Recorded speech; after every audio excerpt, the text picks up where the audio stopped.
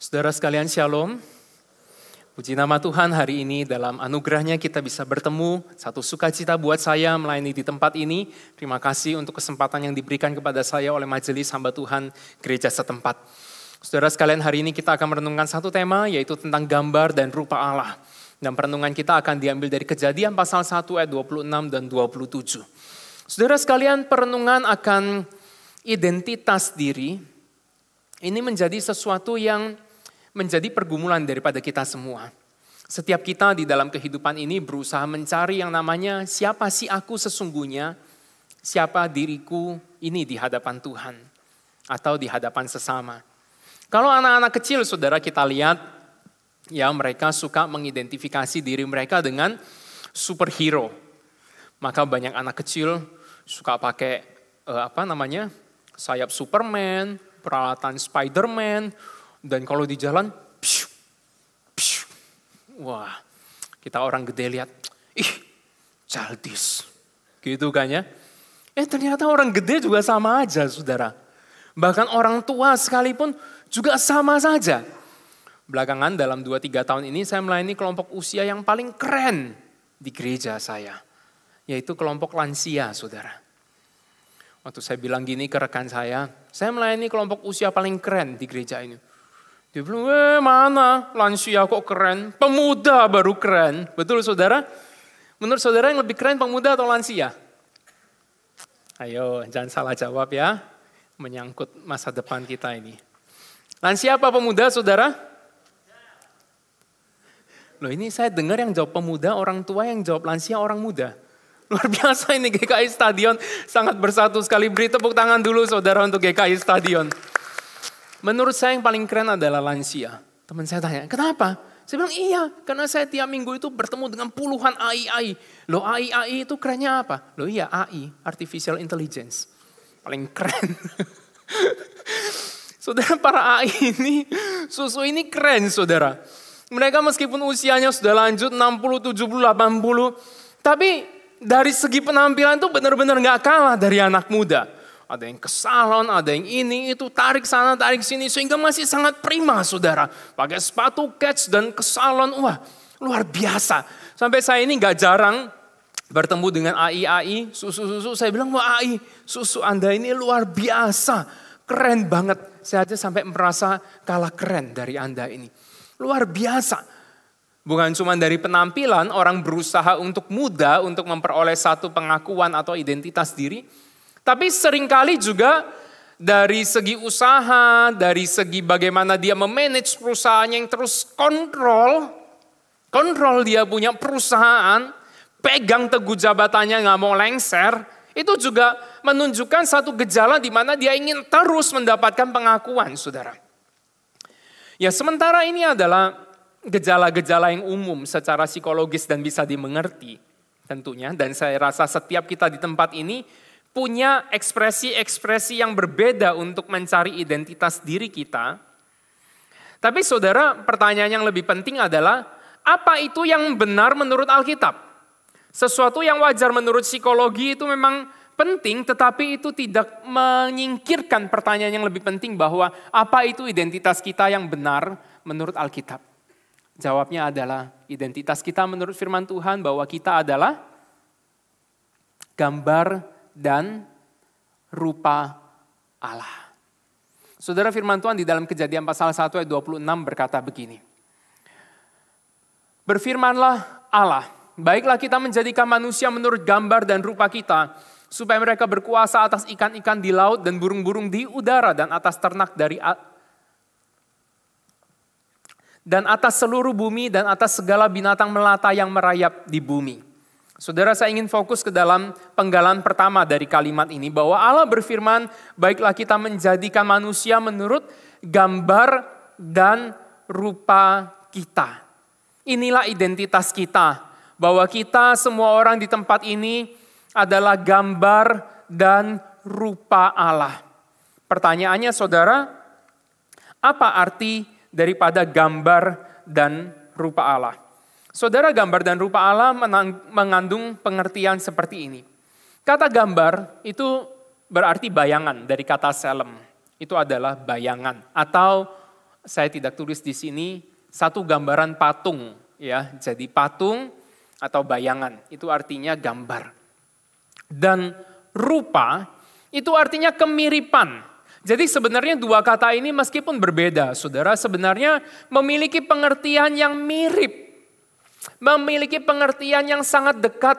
Dan ini merupakan kebiasaan dari penulis Yahudi untuk menuliskan sesuatu dengan menggunakan kata sifat yang berbeda tapi maknanya serupa untuk memberikan satu penekanan. Kesamaan dua arti ini atau ketiadaan perbedaan dari dua kata ini bisa dilihat dari ayat 27 ketika di sana dicatat maka Allah berfirman, maka Allah menjadikan manusia menurut gambarnya. Dijadikannya manusia laki-laki dan perempuan menurut gambarnya.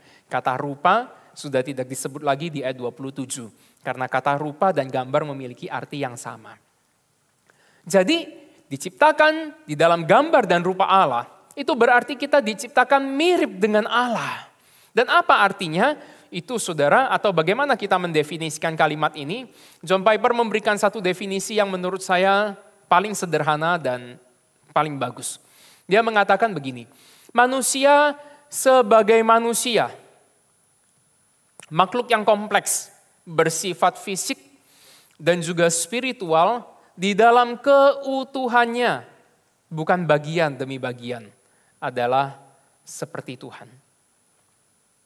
Jadi manusia ini sebagai manusia, satu makhluk yang kompleks, fisik dan spiritual di dalam keutuhannya, bukan bagian-bagiannya seperti Tuhan. Intinya begini saudara, manusia secara utuh itu mirip Tuhan. Bukan cuma bagian-bagian tertentu dalam diri manusia yang mirip Tuhan, tetapi seutuhnya dia adalah mirip dengan Tuhan. Manusia secara seutuhnya adalah mirip Tuhan. Saudara bisa katakan ini bersama dengan saya, 2, 3. Manusia secara seutuhnya mirip Tuhan. Nah saudara, ini adalah satu pemahaman yang sangat penting. Dan saya harap saudara bisa ingat ini baik-baik. Saudara bisa catat di handphone, di kertas. Saudara harus diingat definisi ini. Bahwa manusia secara seutuhnya itu mirip Tuhan. Mengapa ini penting saudara?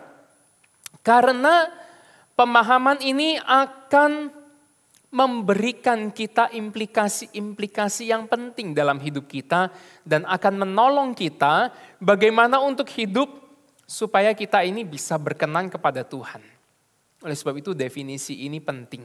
Dan mari kita lihat bersama-sama dalam waktu yang singkat ke depan 3 implikasi daripada pemahaman ini. Yang pertama saudara, implikasi bahwa manusia secara utuh adalah mirip Tuhan berarti keserupaan dengan Allah adalah anugerah. Keserupaan dengan Allah adalah apa saudara? Anugerah. Apa itu artinya anugerah? Anugerah itu artinya diberikan kepada kita. Anugerah itu artinya kita tidak layak terima, tapi Allah berikan secara cuma-cuma kepada kita.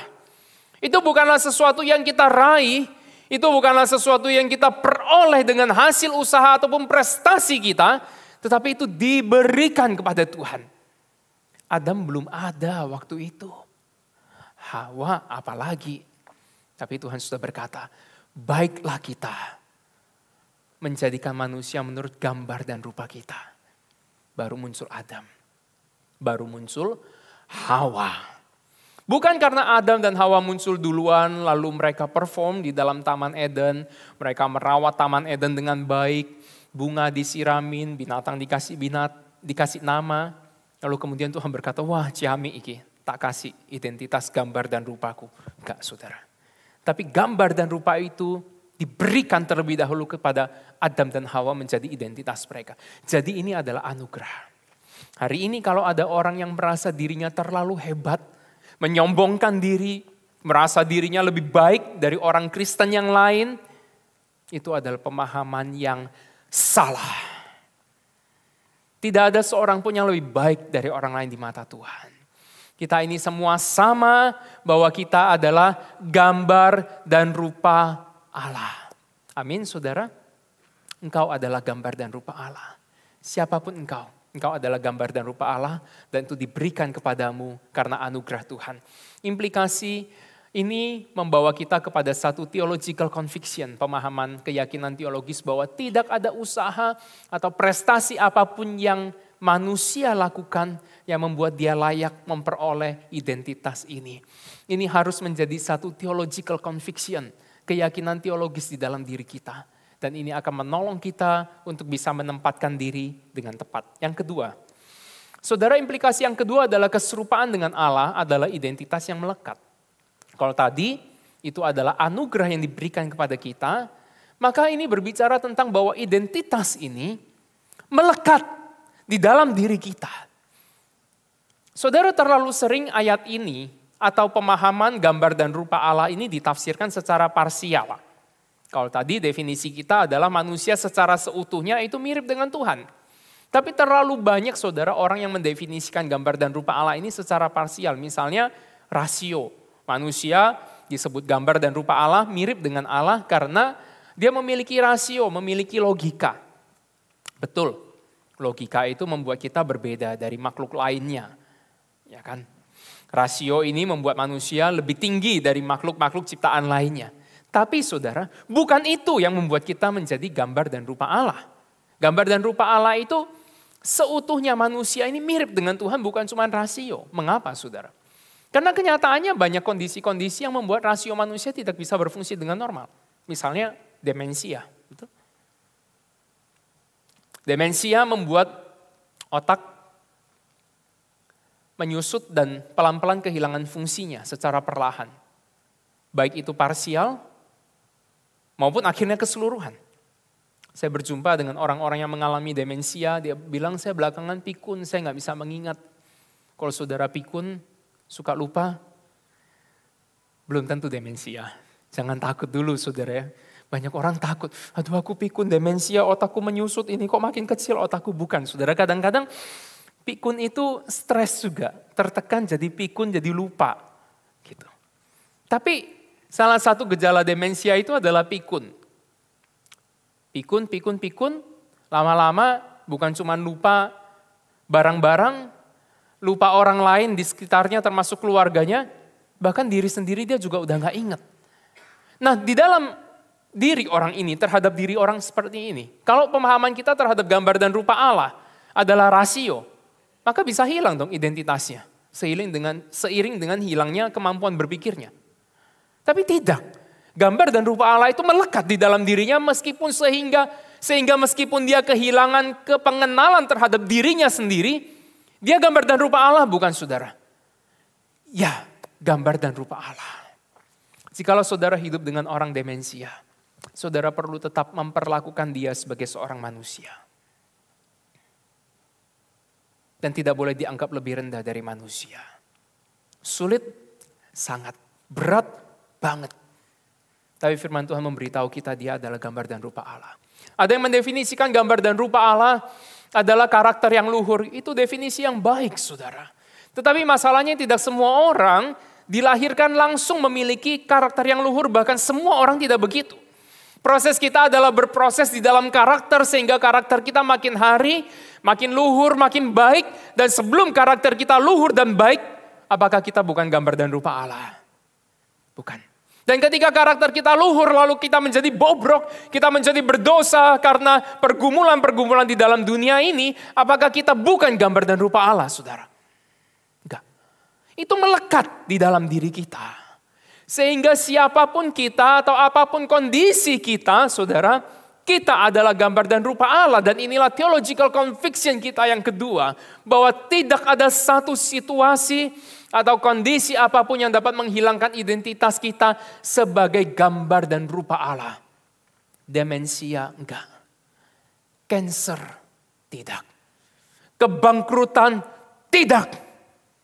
Anak-anak yang tumbuh di dalam broken home, di dalam ketidakjelasan akan figur orang tua, tidak kehilangan gambar dan rupa Allah.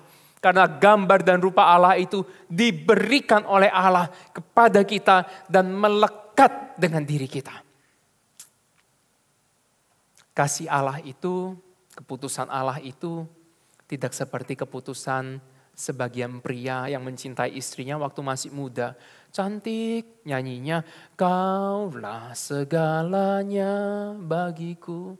Udah tua, maafku jenuh padamu. Masih muda segalanya, udah tua jenuh padamu, enak aja ya. Tapi itu saya yakin di luar sana enggak dengan yang di sini, betul? Di sini semuanya keluarga harmonis, amin saudara? Nggak boleh berikan sarangnya ke kiri kanannya.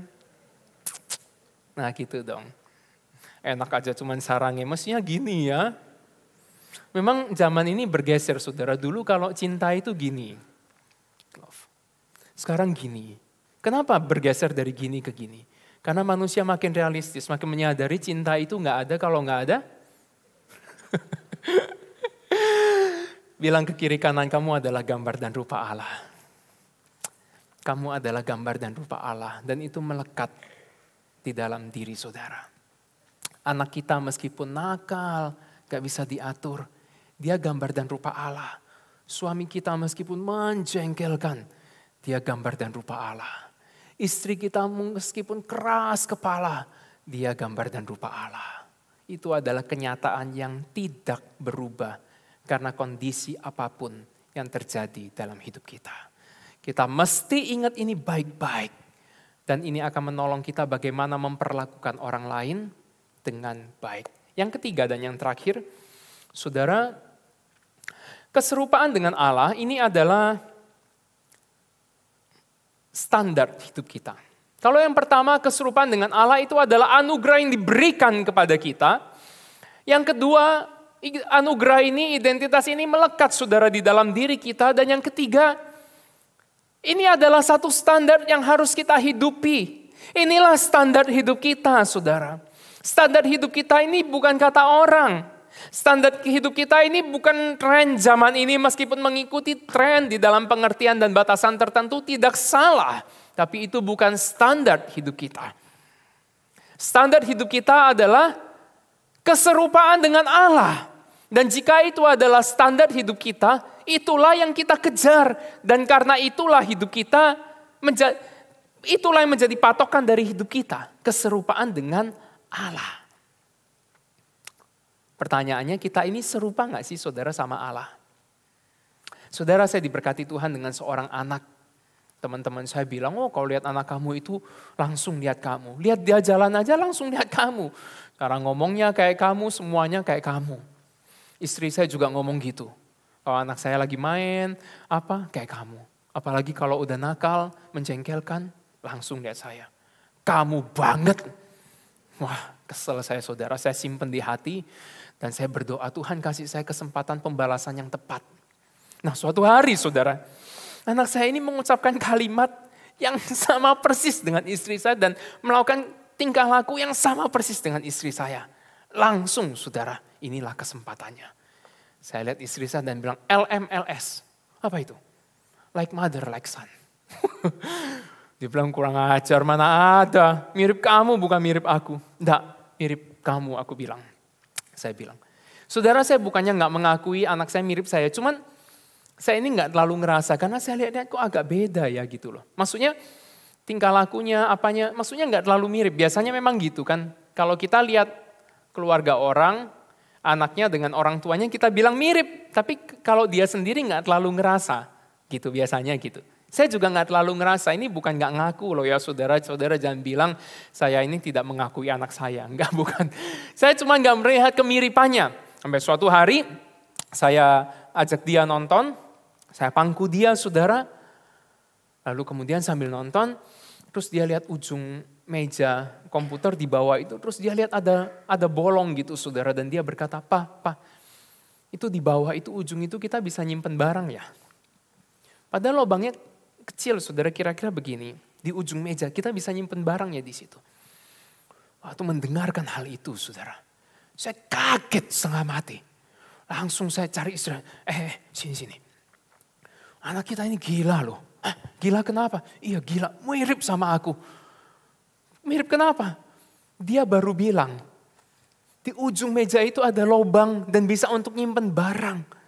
Tahu gak kamu? Saya bilang ke istri saya.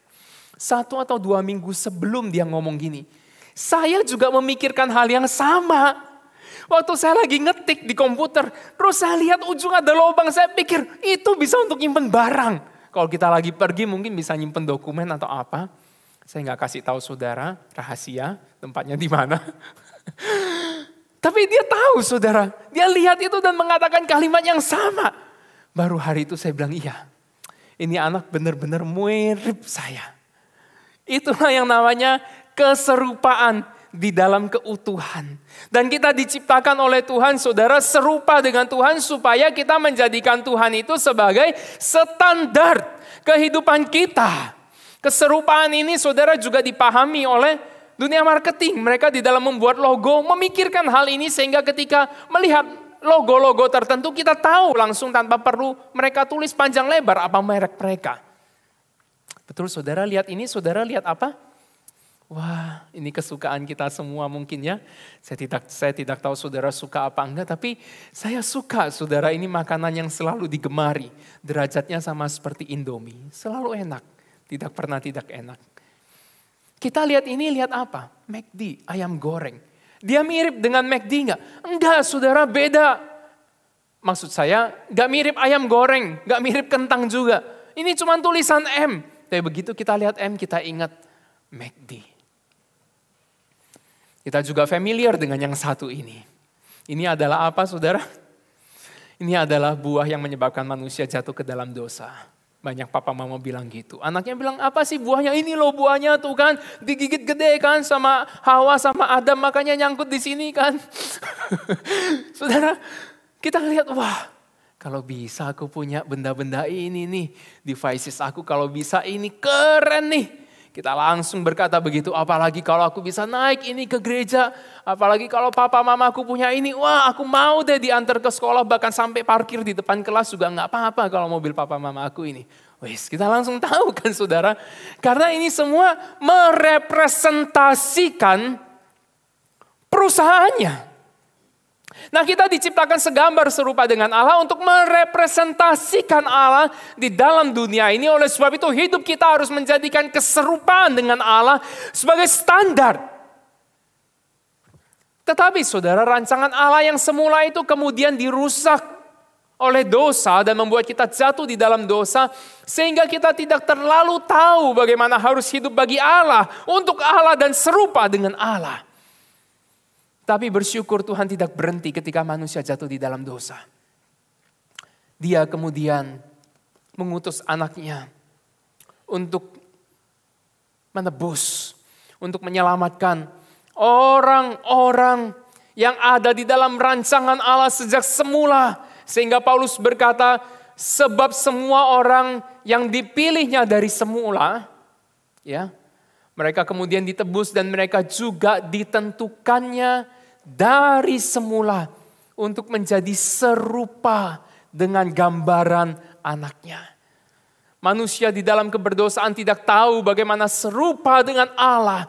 Tetapi Yesus Kristus yang adalah gambar Allah, dia datang ke dalam dunia. Dia memperkenalkan dirinya, dia menebus kita. Dan kita yang sudah diselamatkan oleh Tuhan.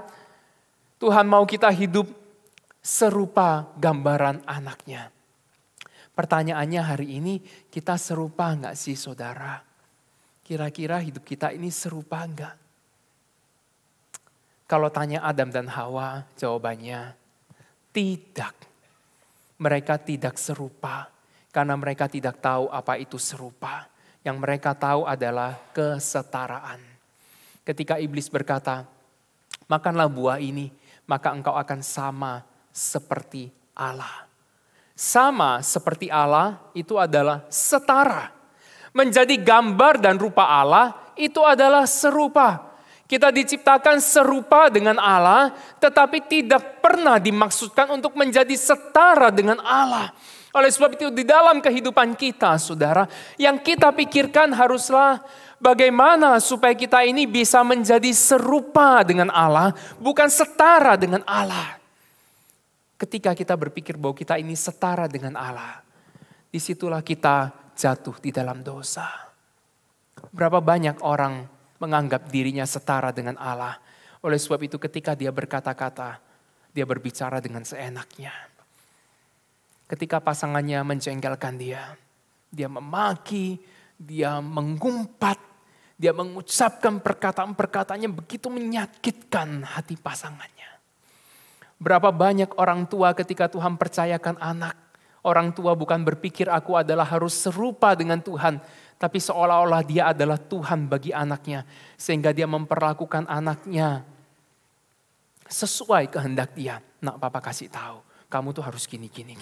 Kamu harus sukses. Kamu harus jadi orang. Pokoknya kamu harus nomor 1. Kamu gak boleh kalah sama orang lain. Pokoknya kalah itu memalukan. Loh, mengajar anak untuk sukses tidak salah. Mengajar anak untuk rajin belajar supaya hidupnya gak susah tidak salah. Tapi itu bukan yang utama dan bukan satu-satunya. Pengajaran yang lebih utama dan lebih mendasar adalah membawa anak kita untuk mencoba berpikir supaya mereka bertindak serupa dengan Allah. Bukankah justru karena pengajaran bahwa anak harus sukses, itu yang mendrive orang tua mendorong anak mereka mati-matian dan pokoknya gak boleh kalah. Dan akhirnya ketika anaknya sukses, apakah dia senang? Tidak. Apakah dia merasa berhasil? Tidak. Berapa banyak orang yang sukses, orang yang berhasil hari ini masih merasa tidak sukses. Mengapa? Karena orang tuanya bilang, tidak boleh pernah merasa cukup.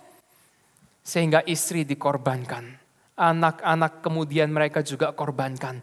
Karena mereka merasa dirinya gak cukup dan harus terus maju. Apakah ini pengajaran yang biblikal? Saudara pikirkan sendiri. Apakah ini membawa anak-anak kita untuk semakin serupa dengan Allah? Saudara jawab sendiri. Karena masalahnya adalah apakah kita adalah orang tua yang serupa dengan Allah atau tidak? Atau kita ini sesungguhnya menganggap diri kita ini setara dengan Allah? Sebagai pengusaha Kristen, ketika Tuhan percayakan harta, ketika Tuhan percayakan orang di bawah kita, apakah kita mengambil keputusan yang serupa dengan Allah, saudara, atau kita menganggap diri kita setara dengan Allah, sehingga penggunaan uang kita, pembelanjaan kita, perlakuan kita terhadap orang lain, keputusan-keputusan yang kita ambil, itu sesuka hati kita. Saudara, betul itu diberikan kepada kita dan atas nama kita semua. Tapi jangan lupa kita ini adalah gambaran Allah. Dan betapa dia menginginkan kita untuk serupa dengannya, bukan setara dengannya. Ketika kita hidup seolah-olah bahwa kita adalah setara dengan Allah, saudara, kita sedang menghalangi kemuliaan Tuhan untuk terpancar. Meskipun sesungguhnya kemuliaan Tuhan dan dirinya tidak pernah bisa dihalangi oleh apapun juga. Dan dia akan cari cara lain untuk bisa mendatangkan kemuliaan bagi dirinya sendiri. Karena dia adalah Allah yang luar biasa. Tetapi kita kehilangan tujuan atau esensi keberadaan kita di dalam dunia ini. Ketika kita lakukan itu, saudara, hidup kita gak sesuai dengan tujuan semula. Hidup kita tidak sesuai dengan rancangan Allah yang semula. Tidak peduli sesukses apapun kita. Tidak peduli sehebat apapun kita. Bagi Tuhan, kita tidak memenuhi tujuan dan rancangannya semula. Saudaraku sekalian, jika saudara berkata, aku sudah hidupi itu. Puji Tuhan, pertahankan itu. Meskipun itu membuat kita bergumul. Meskipun setiap kali merespon jika kita harus berpikir apa yang Allah inginkan supaya aku katakan. Bagaimana aku harus membuat keputusan ini supaya serupa dengan Allah. Meskipun itu tidak mudah. Pertahankan itu saudara. Karena itulah yang Tuhan mau. Dan itulah yang akan membuat hidup kita untuk semakin serupa dengan Dia. Dan memenuhi tujuannya. Saudara ingat baik-baik. Kemuliaan Tuhan adalah tujuan tertinggi hidupku. Ini harus jadi theological conviction kita. Kalau ini menjadi theological conviction kita, itu akan mengubah cara pikir, cara ngomong, dan tindakan-tindakan kita. Saudara, bagaimana kita hidup selama ini? Tuhan sudah berikan anugerahnya kepada kita. Kita diciptakan serupa segambar dengannya. Dan itu dia berikan melekat dalam diri kita. Dia tidak tarik kembali. Meskipun kita berdosa, tapi dia pulihkan kita. Pertanyaannya, maukah kita menjadikan keserupaan Allah sebagai standar hidup kita?